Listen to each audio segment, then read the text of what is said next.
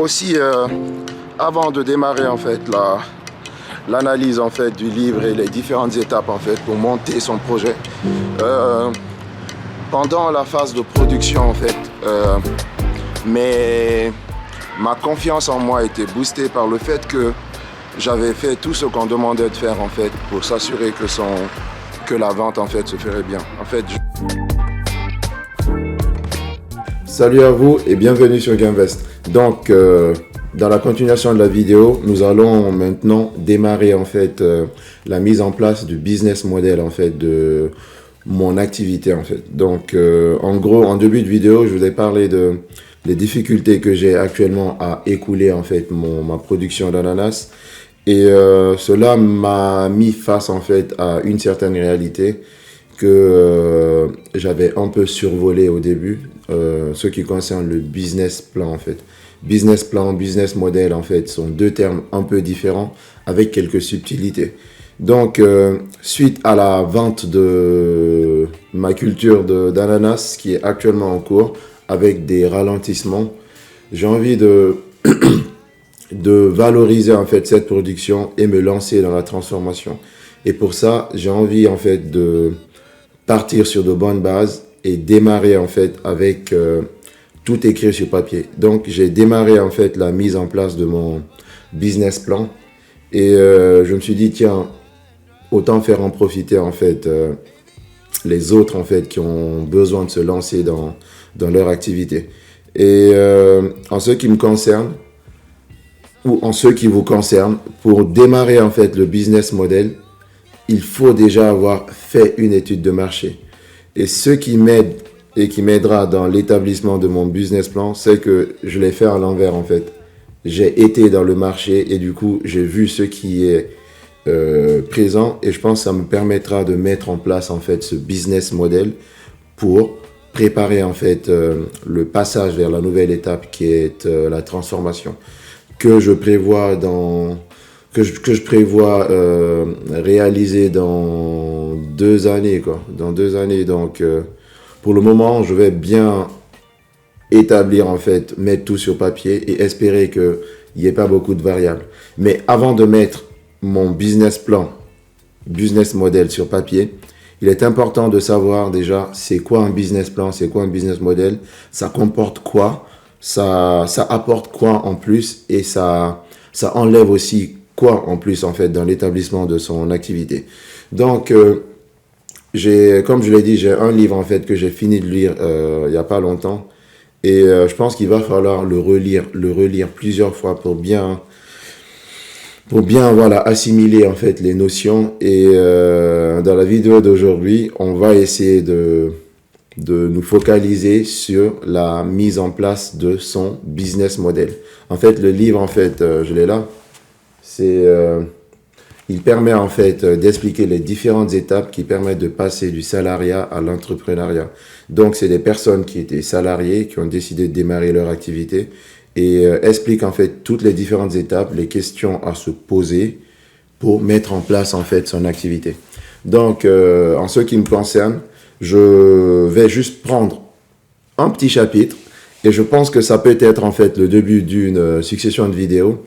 Et vu le temps que je compte allouer en fait au business model, je pense qu'on pourra pas faire d'autres choses en fait. Donc, on va démarrer par la mise en place de son business model et je vais essayer à la fin de la vidéo de faire une petite esquisse de à quoi pourrait ressembler en fait mon business model à moi par rapport à mon activité. Donc, je vous en dis pas plus, on se retrouve juste après le générique.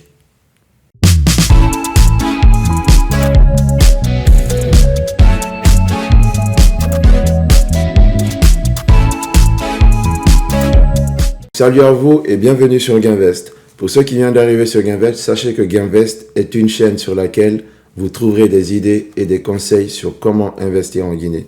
Je me nomme Aimé et depuis 2020, je me suis lancé dans l'investissement agricole en Guinée avec quelques difficultés, quelques apprentissages et je pense que ça mérite quand même d'être partagé afin que tout le monde puisse se rendre compte des réalités en fait qu'on a sur le terrain. Donc aujourd'hui, nous allons parler business model et j'espère que vous apprécierez la vidéo et je vous conseille de rester jusqu'à la fin pour en profiter au maximum. Donc en gros, pour arriver à l'étape du business model, il faut savoir que vous devriez avoir déjà décidé le type de produit que vous voulez vendre ou le type de projet que vous voulez en fait vendre en fait. Donc lorsqu'on arrive à l'étape du business model, on connaît en fait le produit. On sait ce qu'on veut en fait partager et on veut juste savoir comment les autres en fait, la population cible sera réceptive en fait à ce problème et surtout comment on pourra mettre en place tout ce qu'on a comme réalité pour parvenir en fait à rentabiliser en fait ce produit qu'on veut vendre. Donc en gros, c'est tout ce qu'on appelle le business plan et pour simplifier, parce que je vais essayer de vraiment simplifier afin de rendre en fait la notion assez assimilable parce qu'il y a plein de choses en fait dans le business plan et il est important de commencer par un début et avoir une petite esquisse de ce que c'est le business plan et en fonction de votre réalité, choper un peu quelques-unes des notions et comprendre en fait comment vous pourrez générer votre business model par rapport à votre activité. Donc en gros, il faut savoir que le business plan se présente en fait en 9 blocs. 9 blocs en fait, c'est juste 9 notions à retenir et ces 9 notions se catégorisent en fait en 3 familles en fait, en 3 familles de connaissances en fait, 3 familles de notions à maîtriser. Donc, j'ai essayé de mettre quelques points pour éviter de m'étaler. Donc, en gros, il faut juste savoir que avant de mettre en place votre business plan, votre business model, parce que business plan et business model, c'est presque la même chose, mais avec des petites notions. Mais aujourd'hui, on parle de business model. Pour mettre en place votre business model, il faut déjà avoir compris votre proposition de valeur. En fait, il y a des termes en fait qui sont appliqués dans l'établissement du business model. Le premier étant la proposition de valeur. Donc, la proposition de valeur, c'est un énoncé en fait, vraiment une transcription du produit ou du projet que vous voulez vendre, du projet que vous voulez présenter à une certaine clientèle. Donc, c'est juste ce qu'on appelle la proposition de valeur. Il n'y a rien d'autre de plus que ça. Donc, lorsque vous entendrez en fait des gens parler de proposition de valeur, proposition de valeur, proposition de valeur, sachez que la proposition de valeur, c'est juste le produit en soi, en fait. Le produit qu'on veut vendre, qui peut être soit un projet, qui peut être soit une application, qui peut être soit un produit, dans mon cas, agricole, qui peut être soit une idée scientifique. En gros, c'est toute chose, en fait, qu'on essaie de vendre. C'est ça, la proposition de valeur. Donc, lorsque vous connaissez, vous maîtrisez, en fait, votre proposition de valeur, la mise en place de votre business plan sera encore plus simplifié. Donc, la simplification de cette étude, en fait, vous permettra, en fait, de connaître, en fait, votre clientèle cible, vous permettra de connaître, en fait, comment votre produit pourra s'aligner, en fait, avec les besoins de cette clientèle cible. Et aussi, en fait, votre business plan, votre business model, vous permettra en fait de savoir les coûts en fait que vous aurez à générer pour mettre en place toute la communication, toute la relation entre le produit que vous êtes en train d'offrir et la clientèle en fait que vous ciblez. En gros, le business model en fait vous permettra d'avoir toutes les cartes possibles pour rentabiliser votre projet et à la limite comprendre les coûts en fait qui vous attendent pour être dans l'anticipation. Et comme je vous l'ai dit en fait, tout cela passe par l'étude de marché. Et du coup, à un moment, normalement, lorsque vous avez votre produit, vous êtes censé aller dans le marché, vous renseigner. Et quand je dis marché, c'est vraiment l'ensemble de toutes les personnes qui peuvent consommer un bien pour un peu tâter le terrain et voir comment votre produit sera accepté en fait par les personnes qui pourront l'acheter. Donc, lorsque vous avez fait cette étude de marché, vous aurez en main plein d'infos. Et le but de garder ces infos, c'est de les catégoriser en fait dans les blocs du business model afin de bien les observer et décider en fait de la réalisabilité de votre projet. Dans mon cas, mon étude de marché, je pense que je suis pas allé jusqu'au bout. Je me suis basé sur le besoin. Je me suis focalisé sur le besoin qui est l'une en fait des notions du business model. Je me suis basé sur les clients, mais je ne me suis pas basé sur la relation en fait avec le client. Comment je devrais présenter ou faire venir ma production ou mon produit jusqu'au client, avec toutes les notions en fait que cela prend en compte. Donc c'est ce blocage en fait qui me dit tiens, il faut vraiment que je prenne vraiment tout en gros pour mettre en place en fait le business plan et comprendre où je me suis raté. Donc on y va, on va commencer en fait la mise en place du business model et je vais essayer de vous partager mon écran parce que c'est assez visuel et on se retrouve dans un instant.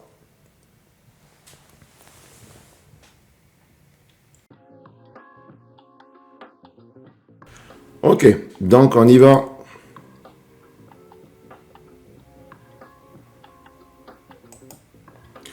Donc voilà. Donc en gros, ce que vous devrez savoir, c'est que le business plan en fait se présente en plusieurs blocs que vous devez pouvoir voir à l'écran là.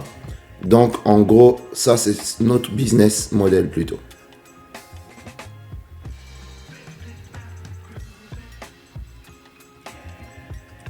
Donc en gros, le bloc rouge, le bloc noir et le bloc jaune là, c'est ce qu'on appelle le business model. Et ce business model, ça c'est les familles en fait, les familles de blocs. Et dans la suite de la vidéo, on partira en fait en détail. Donc on va commencer par la partie 1 qui s'appelle en fait la création de valeur. Donc la création de valeur, c'est toutes les notions qui sont classifiées en blocs, et à savoir dans notre cas 4 blocs qu'on appelle création de valeur. Donc c'est toutes les notions en fait qui vous permettront en fait de créer de la valeur à votre projet. C'est-à-dire c'est tout ce qui consistera à faire rentrer de l'argent à votre projet en fait. Donc en gros, on va faire partie par partie. Donc je vais déjà expliquer en gros en fait l'utilité ou la description de chaque partie. Donc en gros là, c'est la création de valeur, c'est tout ce qui vous donnera de l'argent. 2, c'est la délivrance de valeur. La délivrance de valeur, c'est comment vous ferez connaître en fait votre projet, quels sont les moyens que vous mettrez en place afin que votre projet puisse faire créer de la valeur. Donc pour faire simple, la création de valeur, c'est tout ce qui concerne les acheteurs, et la délivrance de valeur, c'est tout ce qui concernera comment vous ferez connaître votre projet à ces acheteurs. J'irai encore plus en détail en fait à l'étape suivante. Du coup, il faut juste savoir que la partie 1, création de valeur, c'est toutes les notions qui vous permettront de faire gagner de l'argent. Donc, les acheteurs, les clients potentiels, les clients que vous pourrez avoir. Donc, c'est comment ces clients achèteront en fait votre production, votre projet ou tout ce que vous essayez de vendre. Et l'étape 2, ou le bloc 2, c'est tout ce qui concerne comment vous ferez tout de votre possible en fait pour mettre en relation en fait votre production avec les futurs acheteurs. Et l'étape 3 en fait qui concerne la capture de valeur, c'est tout ce qui vous fera dépenser de l'argent afin que vous puissiez mettre en relation l'étape 2 et l'étape 1. Donc, c'est assez simple en fait lorsqu'on comprend comme ça. En gros, la première étape, la création de valeur, c'est tout ce qui vous feront gagner de l'argent. L'étape 2, c'est comment vous ferez pour mettre en place, pour mettre en lien en fait votre production avec en fait les futurs acheteurs. L'étape 3, c'est comment et combien cela vous coûtera pour mettre en relation l'étape 2 et l'étape 1. Tout simple. Du coup, pour entrer en détail, on passe à l'étape suivante. On s'intéresse maintenant à la création de valeur. Donc, je vous laisse bien regarder là. En gros, l'étape 1 aura 4 blocs. Donc, il y aura 4 notions à maîtriser dans l'étape 1. Il y aura 3 notions à maîtriser dans l'étape 2 et 2 notions à maîtriser dans l'étape 3. Donc, on passe à l'étape 1 qui est la création de valeur.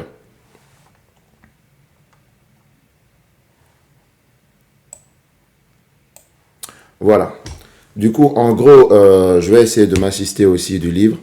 En gros, en fait, dans la création de valeur, en fait, qui est le bloc 1, comme je vous l'ai dit, c'est tout ce qui entre, en fait, dans l'achat de votre produit et tout ce qui fera rentrer de l'argent, en fait, dans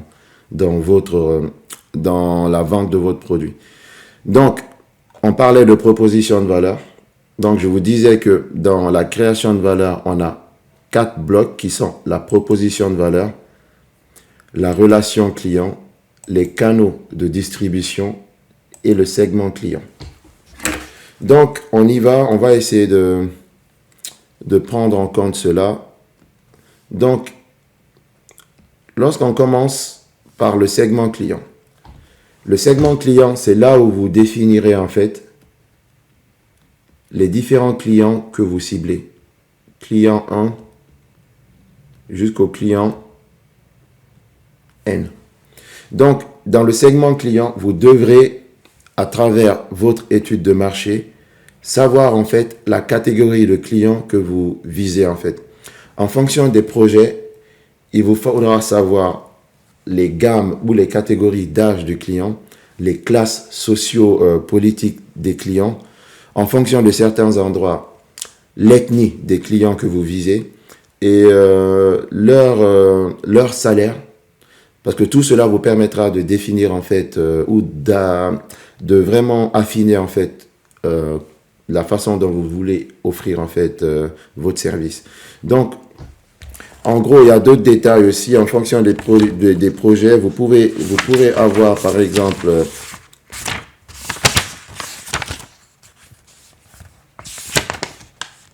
voilà. Donc, en fonction du type de client, si c'est des clients finaux, directement chez le particulier, ou si vos clients sont des entreprises, en fait. Donc, en fonction de tout cela, la façon dont vous proposerez, en fait, votre produit sera différente. Donc, dans le segment client, c'est là que vous définirez l'âge, en fait, des clients. Vraiment, toutes les particularités qui sont liées à votre future clientèle. Moi, si j'essaie de paralléliser ce segment à mon activité, pour moi, en fait, les clients, c'est vraiment tout le monde. Donc, dans mon activité, en fait, s'il n'y a pas vraiment de cadre spécifique, mon client peut être un enfant, mon client peut être une grande personne, une personne âgée, peut-être un B2B, donc business to business, peut-être un B2C, mon client peut être un hôtel, mon client peut être un restaurant, mon client peut être une entreprise, mon client peut être vraiment plus large en fait. Donc souvent les produits agricoles en fait touchent une certaine gamme de clientèle qui est assez vaste. Donc lorsqu'on finit en fait de comprendre ou de lister toutes les infos en fait dont on aura besoin pour le segment client, on passe à la proposition de valeur. Et comme je vous l'ai dit, la proposition de valeur permet de définir en fait notre produit. On peut avoir plusieurs produits ou soit faire un business model pour chaque produit. Du coup, notre proposition de valeur contiendra qu'un seul produit. Ou si on veut avoir un business model qui englobe plusieurs produits, on peut le faire. Du coup, on aura, dans ce cas précis, plusieurs produits. Notre produit, moi dans mon cas, mon produit, ça sera un produit agricole, l'ananas. Et si jamais je voulais faire un business model pour l'ananas et la banane, j'aurais pu en fait garder l'ananas là et refaire un nouveau business model avec la banane ou d'autres produits en fait. Donc, c'est là, en fait, qu'on met en place notre business, notre proposition de valeur. Et pour chaque produit, en fait, vendu, il faut qu'on puisse convaincre, en fait, de la valorisation de notre produit. Il faut qu'on puisse mettre vraiment toutes les infos nécessaires afin de convaincre que notre produit notre produit vaut la peine d'être vendu et vaut la peine d'être acheté, et que les clients qu'on cible, en fait, qu'on puisse mettre toutes les infos afin d'être sûr de pouvoir les convaincre. Donc, tout se passe dans la proposition de valeur. Et du coup, on a la relation client et les canaux de distribution. OK.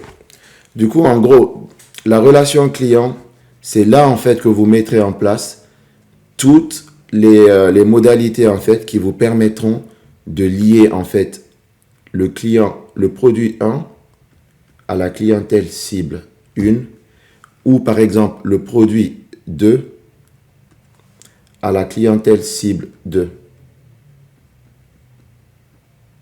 Donc, en fait, en gros, la relation client sera le point de liaison entre la proposition de valeur et le segment client. Ça vous permettra vraiment de lier, en fait, votre produit à la clientèle cible. Cela passe par tout ce qui est... j'ai noté là. Voilà. Donc, cela passe par... moi, dans mon cas, parce que j'essaie d'extrapoler dans mon cas, cette relation client, elle n'existe pas pour le moment. C'est directement de moi, directement au futur client. Alors qu'en fonction de certaines activités, il peut avoir, en fait, des intermédiaires. Du coup, la relation client dépendra de votre clientèle, en fait. Donc, si vous avez votre clientèle, c'est un B2C, vous allez directement au consommateur. Là, il y a moins d'intermédiaires. Mais si vous devez passer, en fait, par différentes, en fait, entreprises, peut-être ces entreprises ont déjà des personnes affiliées qui demanderont à passer, en fait, par ces personnes afin d'acquérir, en fait, votre produit. Donc, en fonction des clients et en fonction de la réalité de chaque client, vous serez obligé, en fait, de mettre en place une relation client adaptée.